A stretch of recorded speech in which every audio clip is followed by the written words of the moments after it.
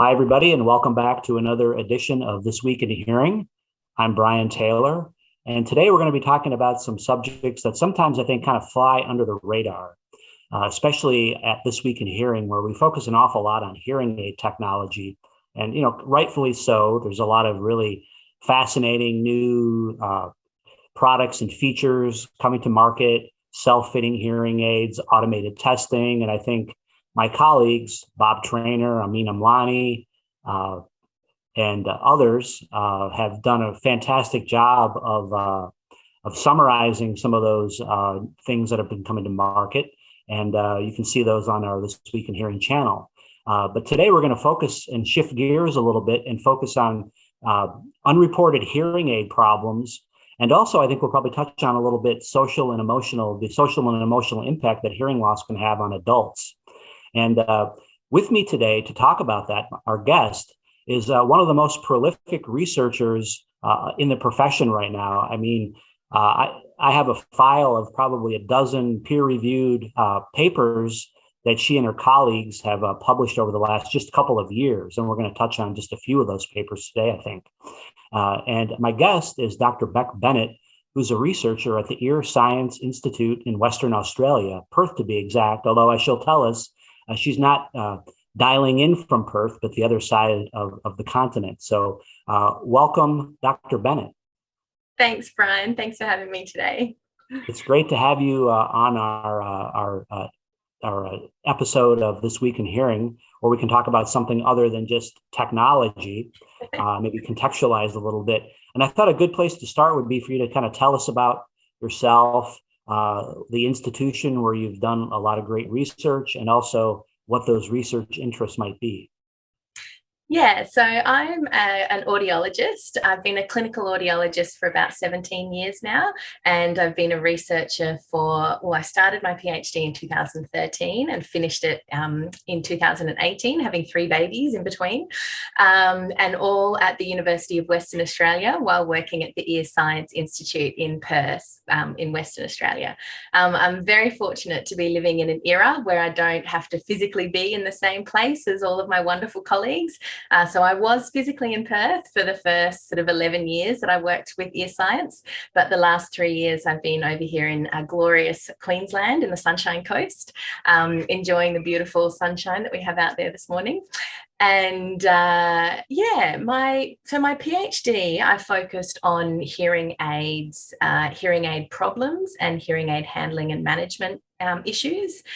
But my more recent sort of postdoctoral research, I'm really interested in those psychosocial and emotional impacts of hearing loss, predominantly how that impacts on the person with hearing loss, but more so what we as audiologists are doing about it and how we're supporting our clients with managing and how we're supporting them with those psychosocial impacts of hearing loss.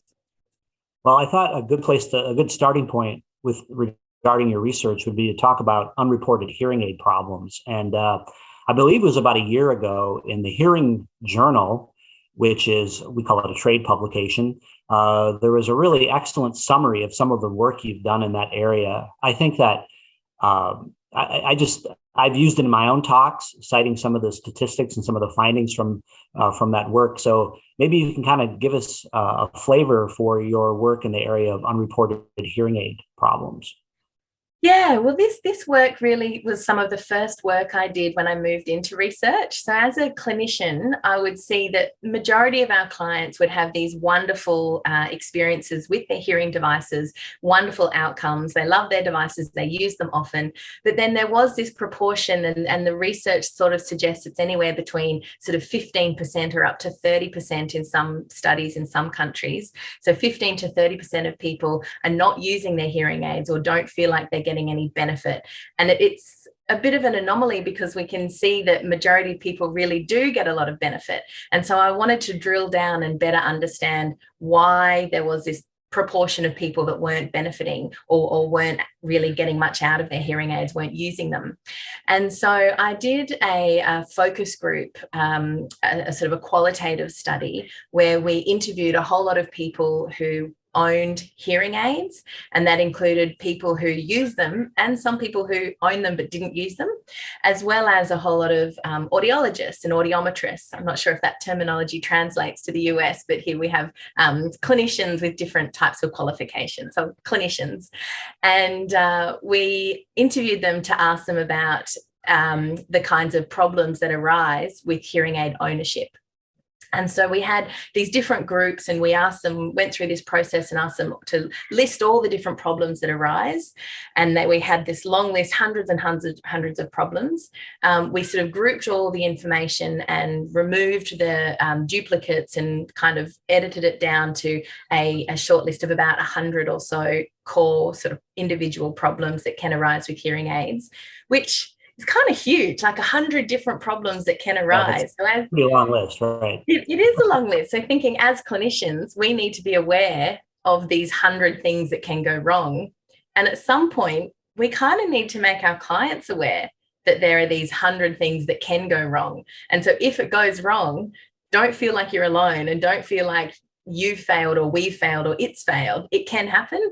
Mm-hmm. And we can fix it. Together, we can get through these problems. So the fact that there was sort of 100 or so problems was a huge finding in the first instance. Mm-hmm. But what we then did is we asked the adults with hearing aids as well as the clinicians to then group this list of 100 in a way that made sense to them. And it's this, we call it this sort of thematic analysis, where they identify core themes. And through this process, 4 key themes arised. And so it was hearing aid management was one group of problems. Hearing aid sound quality and performance was another group of problems. Thoughts, feelings, and behaviours, which is this kind of how we sort of feel and respond to hearing aid problems as they arise, whether we feel it's our fault or the clinician's fault or this sort of thing. And then information and training. So knowledge about problems, training about how to overcome problems. I see. So one of the things that was really interesting about it was the percentage of people that actually had problems with their hearing aids, and the number that didn't get reported to the clinicians. Could you talk a little bit about that?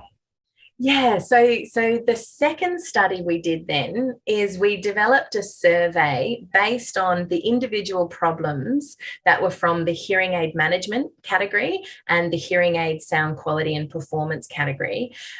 We turned that into a survey. So there was from memory, there was about 25 problems that were from those 2 categories.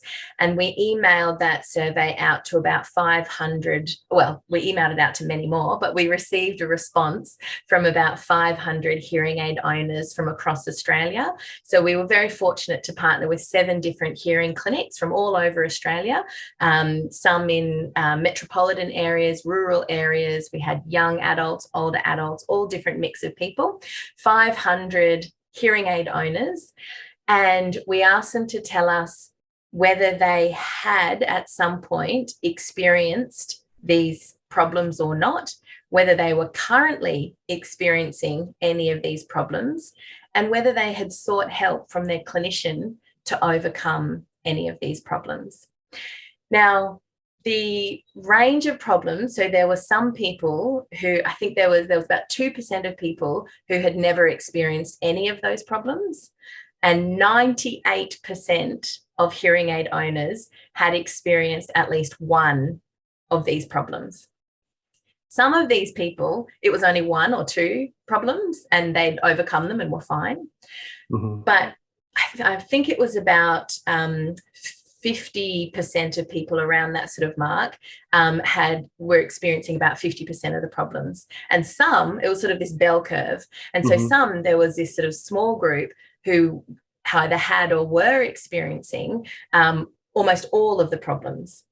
And so there are just so many problems that they were experiencing to do with hearing aid handling and management. So they couldn't insert it, they couldn't clean it, they couldn't change the filter, change the battery, or they weren't happy with the sound quality. It was too sharp or tinny, or it hurt them, or those sorts of things. They couldn't hear a noise, those sorts of problems that they would encounter.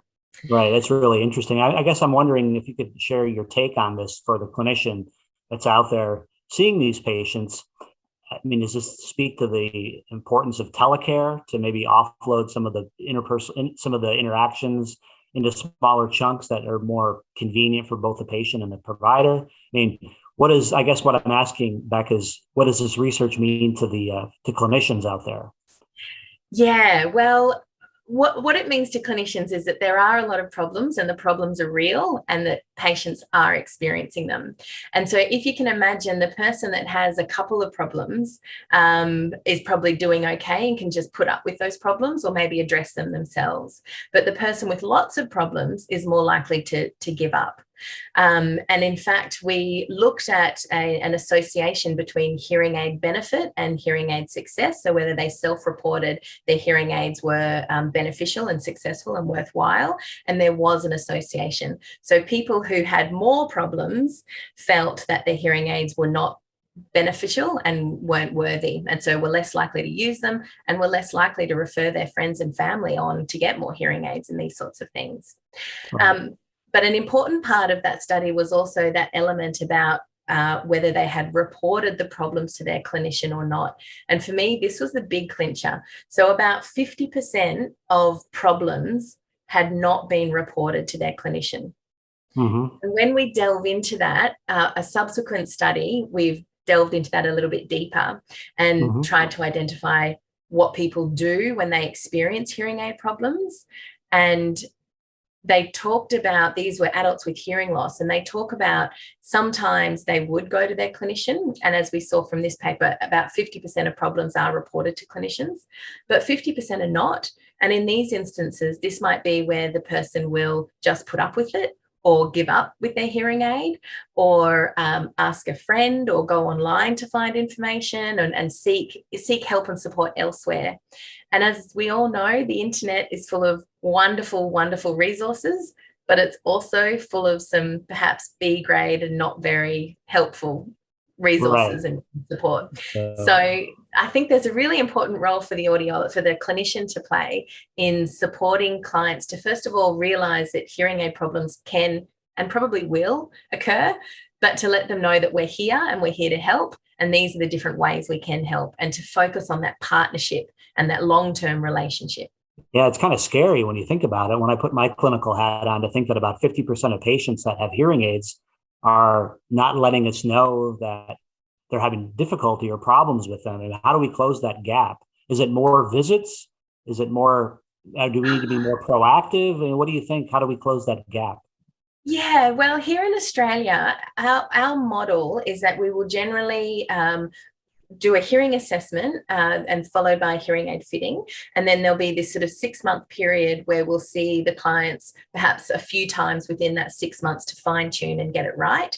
And then we generally have an annual review appointment. So we are recalling our clients on an annual basis to check in and see if they're having any difficulties and if they need any support, fine tune, and maybe they need extra devices, those sorts of things. I think that's similar to here in North America. Oh, it's similar in the US? Oh, fantastic. So we, just a couple of months ago, I think it was, we published a paper that looked at that. We call it an annual review appointment. And the first paper we looked at, what are people coming to that annual review appointment? And if so, who's coming? Why are they coming? And then what are they getting out of it? And so we offer in Australia, if the service is funded by the government, so there's no cost to come to that annual review appointment. But even still, it was only about 30% of people were actually coming in for that review appointment. And it tended to not be people in remote locations. So as you say, this is an opportunity for tele then, how we support people in remote. And by remote, I don't mean rural kind of Australia remote. I just mean people that weren't living within a suburb of the clinic. Right. More than an hour drive or something, or a half hour drive. Yeah, right. Definitely. So, so tele is something to consider to help us overcome that distance barrier, and also just a time barrier, but we also found it was people who valued the relationship with their clinician were more likely to come and get that support and have that annual appointment. And so that personal relationship with your clients, I think, is of utmost importance to make sure that they know that you're there and that you're going to support them at any point throughout the ongoing. It's not just about a hearing aid sale, it's about an ongoing relationship over the decades, as they're going to need multiple hearing aids over the decades of their life. Right. I think that's a challenge here in the US is we have a business model that's based on selling more products. One with this bundled model, I think it discourages clinicians from following up sometimes, maybe the way that they should, because all of the revenue is kind of front loaded into the transaction. But that's changing somewhat. I think it may change even more rapidly now that OTC and Medicare, our government funded healthcare system for seniors, may pay for hearing aids starting in a few years, and that could change some things in a big way. Maybe there'll be a service component as part of that will encourage people to come back in more often. Tell me a little bit more about this relationship aspect to people's willingness to come in. What can clinicians do to foster a stronger bond with their patients? Yeah, so there is a bit of research out there about this patient and clinician relationship. And I think a lot of it comes down to that sort of building rapport. I mean, if you think about your own experiences, have you ever been to a health professional and thought, okay, this doctor, this health professional really hears me, really sees me, really knows what I need, and you have this relationship and you want to return to them? Or have you ever had that experience where you sit there and you think, they are just trying to push me out the door and move on to the next client, and it just feels like a conveyor belt kind of thing. We've all had positive and negative experiences ourselves. And so it can be really as simple as just pause for a moment and reflect on those experiences. What made the good experience good and what made the bad experience bad? And in most cases, the good experience is where you don't feel rushed and you truly feel heard and listened to. And the bad experience is where everything's rushed and flustered and you're not really seen and heard in your entirety. And so I think what happens a lot with clinicians, and guilty myself in my earlier years as well, is we kind of get in the habit of thinking, I'm the clinician, I'm driving this appointment, and what I need to do a hearing assessment, I need to do REMS, I need to change the tubes, I need to do this, I need to do that, and then I need to get them out the door because I need to get the next one in. And we get in this mindset of, I can't do it all in an hour, so I've got to rush. But sometimes the client comes in and they need something different to what we're offering them. In fact, if I can sidetrack for a second, my husband is a clinician as well. And so he works actually he works for Bloom, which is one of the Widex owned companies here in Australia. And he had a client not so long ago that he was working with. And the client came in and said, I've been putting it off for years. I'm ready for hearing aids. So here I am. Let's just do it. And my husband said, okay, no worries. We're going to start with the hearing assessment, went through, and there was a significant asymmetry. My husband said, let's talk a bit more about the case history. And the client said, oh yeah, I've noticed this ear's been deteriorating and things are fuzzy on that side. And there was terrible speech on the lower side. And my husband said, look, I really think we shouldn't jump into hearing aids yet. I really think you need to go and see an ENT. And it turned out there was an acoustic neuroma. And so went through surgery and all of this. And then a couple of months later, the client came back in and said, look, I came in for hearing aids and I didn't get them. Yes, you probably saved my life. Thank you. But I came in for hearing aids, so let's just get the hearing aids. And tongue in cheek, it was a bit of a giggle moment. But still, my husband was so focused on what he needed to do, whereas perhaps could have still fit a hearing aid to the other side, or thought about what the client needed in entirety. So I think sometimes we're so focused on our own agenda and what we need to do, whereas a really good starting point is, hi, how are you going? And what can I help you with today? What's brought you in here today? Where would you like to start with today's appointment? Right. I think it's easy when you're in a helping profession to kind of get ahead of where the patient is. And we have to always find ways to kind of walk alongside the patient, guide them through the process and not tell them what to do. And I find myself in my 15 or 20 years as a clinician, it's really hard to avoid that writing reflex where you're always trying to tell somebody this is what you need to do when they're maybe not ready to hear that yet. So Yeah. that's a good example of what you said of how that happens. Yeah. I think it can happen at both ends. So it can be people who have hearing aids and perhaps aren't using them optimally. So, those people, perhaps sometimes you'll have clients that come in and say, I only wear it when I'm watching TV, or I only wear it when I'm going to certain situations. And we sit here and think, no, you have to wear it all day, every day. But if we're going into that with a kind of pushing them rather than hearing their needs, then it's going to be more difficult to kind of convince them. But if we help them understand what they're trying to get out of it, and if it is holistic hearing health, then we can talk about the cognitive benefits of hearing 24 hours or 12 hours a day and wearing the hearing aid all day in that case. And so thinking about what their needs are, and we can still come to that same sort of solution at the end, I guess, but helping to understand what their needs are first, which will then help how we deliver that healthcare and advice and information. That's good. I think the irony here is that as hearing aid technology becomes more automated and more advanced, the need for person-centered, client-centered communication is more important than ever before.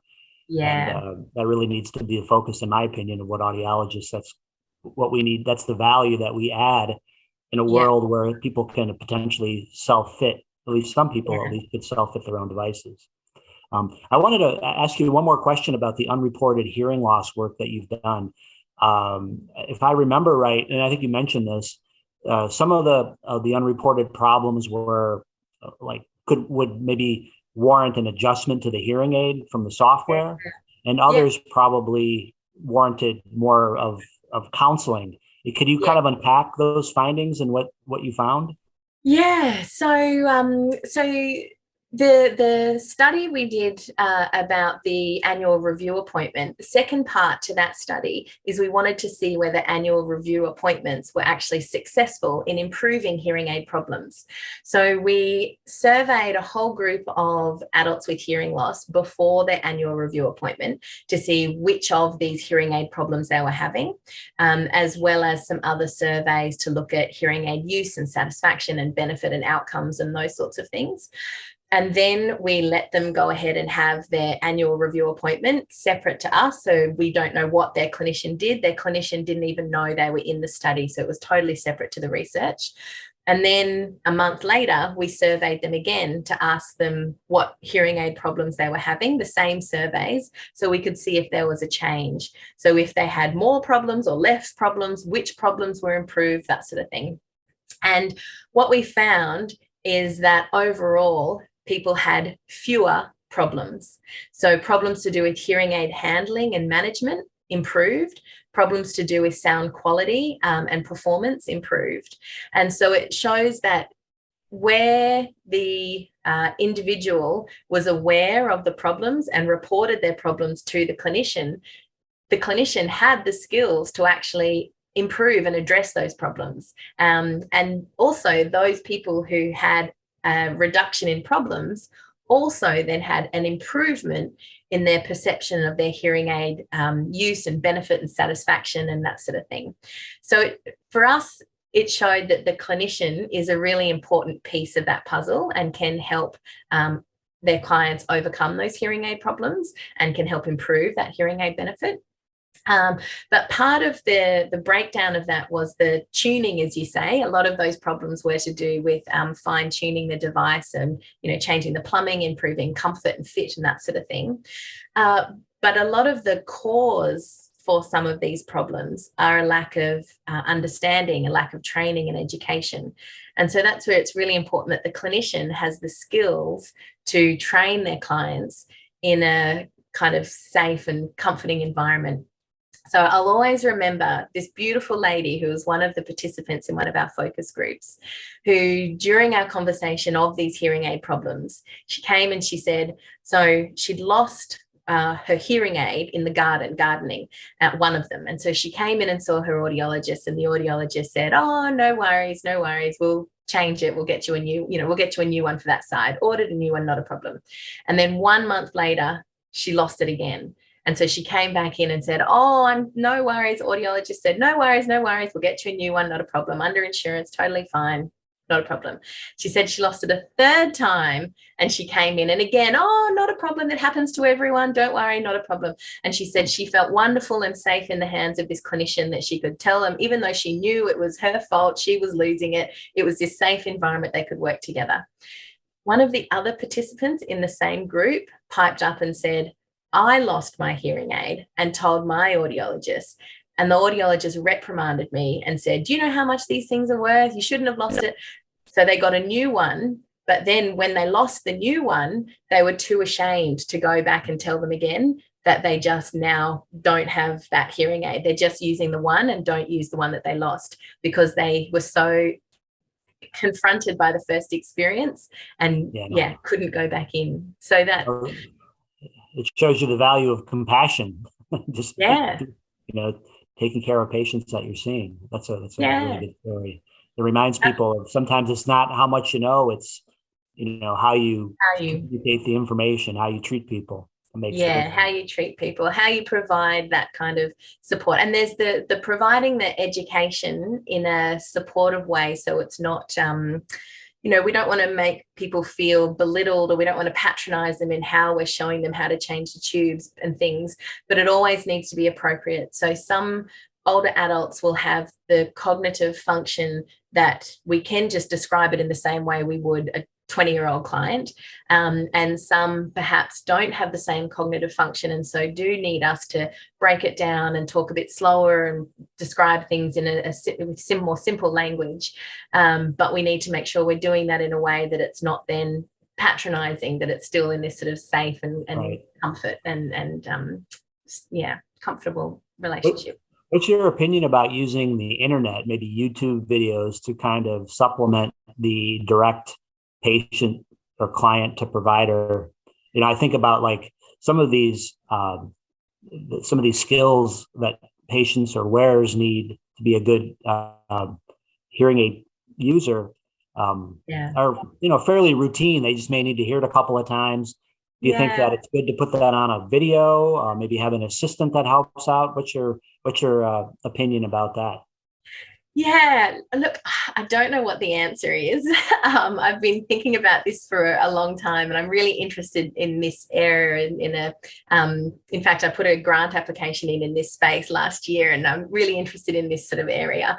And I don't know what the answer is. So there are some great resources out there already. So Mel Ferguson and her colleagues in the UK produced that C to Hear or M to Hear CDs, and they're all online. And I know there are some other groups in the US. I forget his name, but there's that fellow that the audiologist that has the YouTube channel that a lot of the clients here in Australia, Dr. What's his name? Anyway, Dr.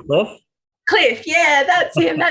A lot of our clients here in Australia watch his stuff as well. So there are some great resources out there, and a lot of clients love them and use them, but a lot of clients don't as well. And then we know that there are some issues with the hearing aid user manuals, not having ideal readability and font size and that sort of thing. But then if you look at what proportion of clients actually open them to read them, well, not many anyway. And so I do think a lot of our current clients prefer that human contact and a human showing them. And so in the group that I work for at Ear Science, we have the clinician we have a clinical arm, and the clinicians do the training, but we also have admin support who can then do extra additional support and training. And all of our front admin staff are fully trained in how to, clean and change batteries. And so we do a lot of over-the-counter support and over-the-phone support and that sort of thing. And so I think the model that a lot of clinics in Australia try to use is that the whole team is a sort of a family, and we all have the skills to support clients at any stage. And some of our clients have a really close relationship with the admin, and they'll call them to say, the tube's stuck again, remind me, how do I do this? And some of them prefer to come in and see the actual audiologist. So I think that's the essence of this patient-centered care and family-centered care, is to set up a clinic that allows you to deliver a service that is modifiable to the needs of the individual patient as each one comes in. Well, I'm excited to know what direction you take that with your research, because it sounds like that's a fertile area to learn more about. I think maybe you could tailor the skills based on the personality and the style, the social style of the patient, and then you just kind of plug in what's going to work best for them. And I think, go ahead. No, go ahead. Oh, I was going to say, the thing I'm most interested in, I always like to start, maybe it sounds a bit pessimistic, but I always like to start with, why didn't it work the first time? So my PhD research was, okay, let's stop and let's look at the problem, and now let's build a solution, kind of thing. And so I can see the manufacturers have these amazing apps, and there's wonderful YouTube channels, and there's these DVDs, and there's so many incredible resources out there to help our clients learn hearing aid management skills. But there's low uptake, and there are still huge amounts of skill deficiencies. And so my first thought is, what's the problem here? What's not working? So is it that as clinicians, we're not telling our clients about these resources? Is that the gap? In which case, do we need something simple, a brochure that lists all the different options that we can then give every client with every hearing aid sale?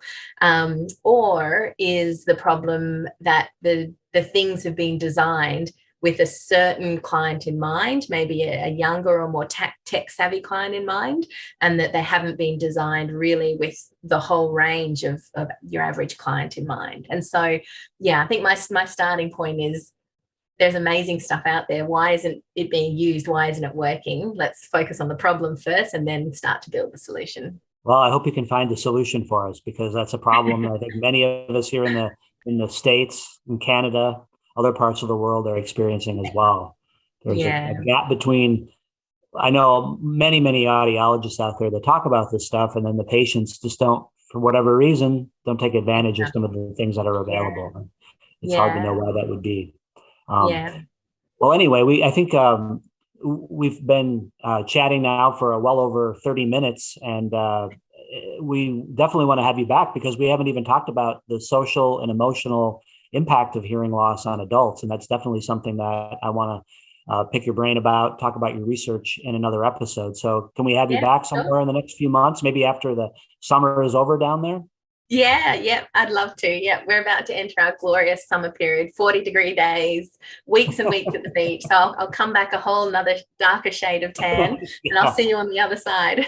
Well, I'm envious, because it's about 5 p.m. here and it's almost dark, because it's in Minnesota. But anyway, Dr. Bennett, where can people contact you? Do you have an email, a website that you'd like to share? So my email address is Bec, bec.bennett, BENNETT, at earscience.org.au. And so you can Google me at Ear Science in Perth, or send me an email, and please reach out. I'm always keen to meet other clinicians around the world and answer any questions or hear your stories. Please, reach out to me. I'd love to hear from you. That's great to know. Thanks again, Dr. Bennett, Bec Bennett, researcher at Ear Science Institute in Perth, Australia. And we'll see you in a few months. Thanks for your time. And thanks, Brian. Bye-bye. Hey, guys.